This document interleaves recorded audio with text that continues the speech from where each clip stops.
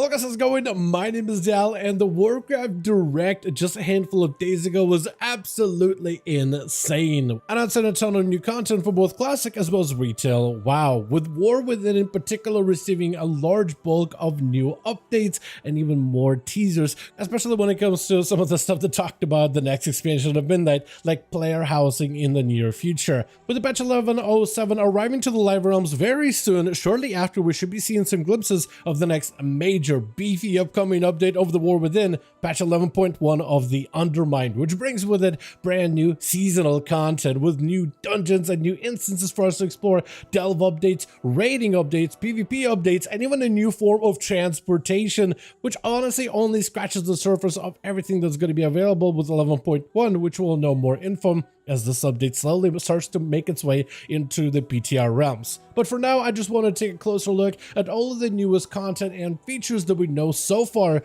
of the 11.1 War Within update. As always, if you want to see more War Within updates in the future, especially when it comes to future patch updates, be sure to follow the channel and subscribe. But otherwise, let's dive right in. So for the next update, next major seasonal update, we're going to be visiting a brand new zone of Undermine, subterranean capital of the Goblin Trade Empire, which in its own way is going to be a brand new zone and potentially quite a sizable zone based on how we'll be traversing through it. Originally, Undermine was located under the island of Kazam, which can still be experienced through the Goblin Starter experience from the expansion of Cataclysm, but that whole island blew up a while ago, back way during when Deathwing was wreaking havoc through the rest of the Azeroth, so no one really knew what exactly happened with the Undermine. And the city has been talked about forever and hinted at by multiple different characters all throughout the last few expansions, but this is the first time we'll actually be able to go there and see it for ourselves. We did find a lot of data mined goblin raid items quite a while back, either during the development of War Within expansion or shortly after its release. But although these items did hint that we'll potentially be going to Undermine, so we more or less had an idea that we'll likely be seeing a goblin raid at some point in the future, but I don't know if anybody expected Undermine specifically. But as you get yet another zone added into the War Within expansion, you also get to explore some brand new content within that zone, as well as its unique factions of goblins, as well as their culture, as well as the storylines, and we'll also get a new way of means of travel, which could potentially transform the rest of World of Warcraft in a very similar way that WoW was transformed with the addition of skywriting. This new mode of transportation is called Drive, or D-R-I-V-E. It's a new form of ground mount movement that basically is kind of like skywriting, but for ground mounts specifically. This is something that also has been data mined, just like the Goblin Raid items. This whole new mode of transportation was data mined a while back, but we never really had an idea of what exactly it may look like. We just knew it existed somewhere in the game files, but we didn't really know exactly how they were going to implement it. And it looks like the skywriting version, or at least the skywriting style of movement, is being adapted for ground mounts to give them a little bit more interactivity. Skywriting in its own is an improved version of normal flying, and when it was added as dragon riding back in the expansion of Dragonflight, it was revolutionary. Everyone fell in love with it instantly, especially players that got to get their hands on the dragon riding system for the first time hands-on. It is incredible. It is so much more interactive. It is very, very quick, and it gives you a much more fun way of traversing the open world content. And especially, you can now create some massive vistas with it, which they've definitely utilized for the expansions such as War Within, as well as Dragonflight, so you have so much extra room and so much a bigger world that you can build out for, which is always exciting and fun to explore with. And while not everything is known about this new version of mount movement with Drive in the 11.1 update, we do know that there will be some customizability for these mounts, where you'll likely be able to customize the looks of these mounts, similar to how you were able to customize the variety of different dragons of Dragonflight expansion, but also apparently you'll be able to customize the performance of these mounts and optimize some of them for speed or better maneuverability. Some of them you can have drifting capabilities, while others will have a bit more stability when it comes to how they handle all of the turns. And you'll be able to swap in and out a bunch of different components, so it looks like your performance and your experience with the system could vary quite a bit. What's also exciting to see is if, let's say, this drive system of ground movement speed is successful just like skywriting was back in Dragonflight, and it become just a default way that most players can explore the open world with, there's a potential that this system could just become our new default system of ground mount traversal. We'll have to wait and see exactly how the system functions once 11.1 officially goes up for testing on PTR and we get a hands-on preview of exactly what the system feels like, how it plays with, how does it maneuver, is it fun, does it feel intuitive. But if this works out as good as Skyrunning was, this could potentially replace a ton of different mounts in the near future, and I'm sure that if it's successful, I think it'll get very, very similar treatment from dragonflighting into skywriting, which was adapted for all the other mounts. If this is successful for this new drive mode in the Undermine, I'm sure all the other ground mounts will get access to this as well. Another thing we know about the patch 11.1 is brand new factions with goblin cartels, which most likely means a brand new renown for different factions, especially if it's anything like some of the other patches we've seen, like let's say in the expansion of Dragonflight, for instance, where every single update we got a brand new renown track and a new faction, and then we were able to advance through that faction just like we do right now in the War Within. We're likely getting exactly the same elements here, but we'll also be able to ally with a variety of different goblin cartels, from Seamweedle, Blackwater, Bilgewater, and Venture Company. And we'll likely, if it's anything like all the other renowned factions, we'll be able to unlock a variety of different rewards like community cosmetics or maybe even faction bonuses in the open world with this variety of different factions. So hopefully there'll be a lot of collectibles for players to be able to sink their teeth into as 11.1 goes up for testing on the PTR. And since 11.1 is one of the major content updates for War Within, that does mean that we'll get a lot more new seasonal content added, starting with a brand new dungeon of Floodgate, Operation Floodgate to be specific, where it'll be a dungeon where we'll have to counter a goblin menace that is trying to blow up the dam that would ruin the Ringing Deeps. And from what we can see based on screenshots, it seems like it'll be utilizing the open world area in the Ringing Deeps as part of its dungeon environment. Another thing to note here is this is a normal dungeon, not a mega dungeon, which is something they've done from the expansions like Legion, Battle for Azeroth, Shadowlands, even Dragonflight. This isn't an 8 boss instance or like a mega instance. It instead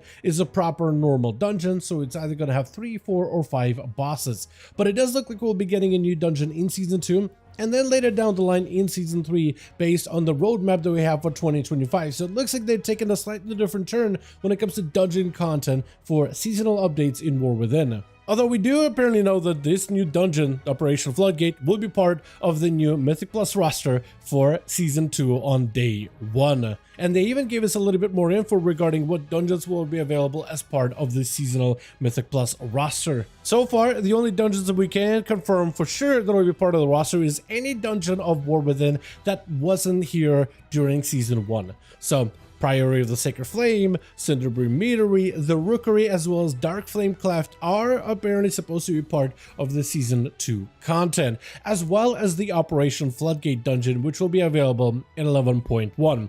Because this is a goblin-themed patch by the looks of things, they are interested in adding more goblin-themed dungeons as part of the storyline of the Undermine, and that's why Motherlode from Battle for Azeroth is also going to be part of this experience. Now, this does leave us with 6 dungeons on the roster for Season 2 and 2 dungeons still unknown. Though with them exploring some of the newer expansions such as the Shadowlands with some of their dungeons being part of the Season 1 roster, I wouldn't be surprised if Shadowlands or BF8 dungeons showed up here a little bit more. And I kind of want to pass it off in the comment section. Is there any specific dungeons you would like to see as part of the Season 2 roster? Is there some kind of an instance that you're missing from the last few expansions that you think should probably show back up? And I'd like to hear some of those thoughts in the comments down below. Outside of dungeons, we also have other seasonal content that are receiving updates in patch 11.1, such as the Del content, which continues to be expanded on within Season 2. Right now, we don't have all the details available regarding what they're going to be doing with delves, but the little bit we have so far does give us a bit of an inkling as to the way the delves are going. First of all, in 11.1, we'll be getting 2 new delves added for us to explore, likely located in the Undermine zone.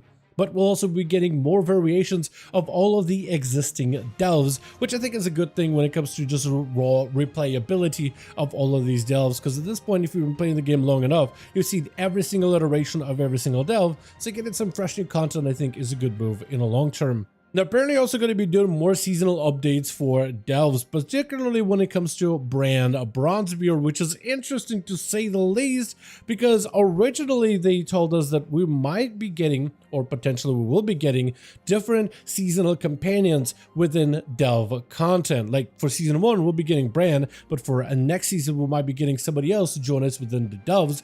But it looks like maybe potentially they'll just will be sticking around with Bran heading into season 2. They also confirmed that there's going to be more delve bosses in the future, very similar to the challenge encounter of Zekvir. So they are going to be expanding on additional challenges for season 2 of War Within when it comes to its delve content, which I'm very, very excited about. I'm a big fan of challenge content, big fan of Mage Tower type of boss fights that you could potentially solo, and I felt like Zekvir, especially after they adjusted him so it works a little bit better with all the different classes and interrupt timings, it made the fight a lot more doable for so many out there. However, I do have a bit of a personal wish list when it comes to delve content going forward, and hopefully they'll make some adjustments in the future.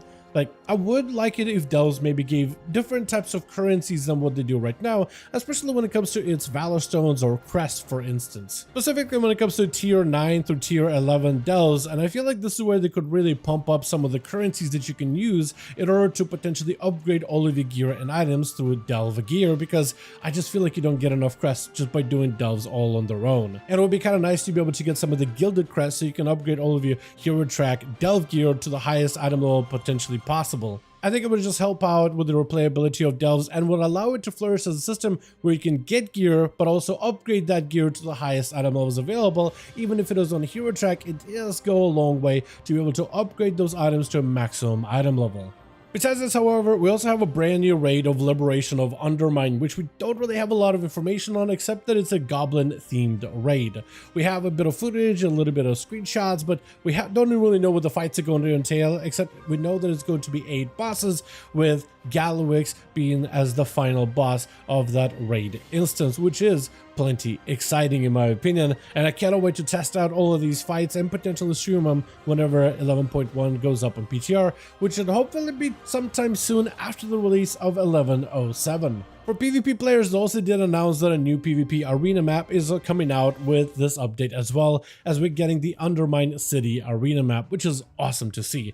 Hopefully, however, we'll also see additional PvP updates as of 11.1, like particularly when it comes to open world PvP content in the zone, and hopefully they'll give us plenty of ways for us to be able to interact with other players within PvP specifically. It doesn't mean that there won't be other PvP improvements. There was a little bit of a concern regarding if PvPers are only getting a new arena and that's it, but there will likely be additional adjustments when it comes to gear, when it comes to classes, when it comes to performance, to hopefully give us a fresher season 2 experience when it comes to PvP in War Within. And finally, we also are getting some brand new storylines with the patch 11.1. Even though we are going into literally the Goblin capital city, Xal'atath will still play a major part and will blend into the Undermine storyline closely. And based on some of the press kit screenshots of the early preview of the zone, we do see that in the Undermine, we will be able to discover some sort of a Titan facility, or even Titanic structures, maybe potentially in the outskirts of the Undermine itself.